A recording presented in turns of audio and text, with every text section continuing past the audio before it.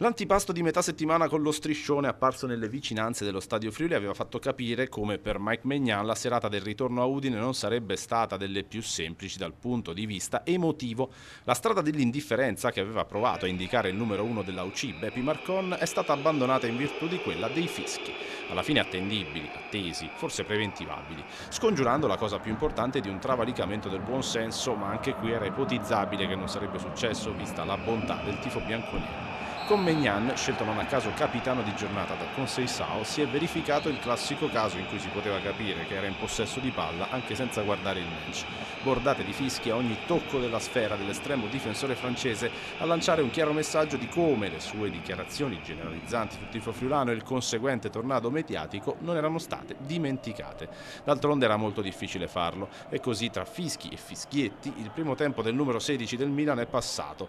Qualche picco di tensione, se così lo vogliamo chiamare, in più nel secondo tempo, quando Maignan si è schierato sotto la curva nord con tanto di coro, di attesa da parte dei supporters friulani. E poi stesso copione, con giusto un coro che richiamava il famoso striscione sopracitato. Lo sceneggiatore occulto della Serie A, però, ci ha messo lo zampino, con il terribile scontro fortuito tra il portiere e il compagno Jimenez, che ha fatto trattenere il fiato a tutto lo stadio. Alla mente fantasmi in stile Indica, e anche se noi lo sapevamo già, il mondo Milan ha conosciuto l'umanità del popolo friulano, che ha immediatamente accantonato tutto in nome di qualcosa di più importante, accompagnando l'uscita dal campo di Maignan in barella con un lungo applauso. È pronto già ad entrare Sportiello. Abraham è in preghiera ma non serve.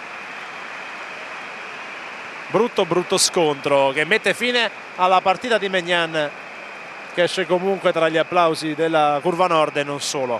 Un bel gesto di riconciliazione, per fortuna condito anche da buone notizie sullo stato di salute del francese rientrato sabato mattina a Milano dopo la notte di osservazione in ospedale. Un gesto che ha emozionato anche un duro, un burbero, come Sergio Conceição.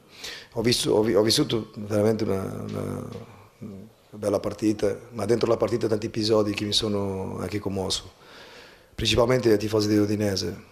Perché ok, una cosa è fischiare gli avversari, questo ci sta, è da tifoso, è appassionato per il suo club, ma applaudire l'uomo dopo aver fischiato il calciatore è stato veramente un applauso per loro, perché è stato un gesto bellissimo, che sono tanti anni nel calcio e è difficile da vedere.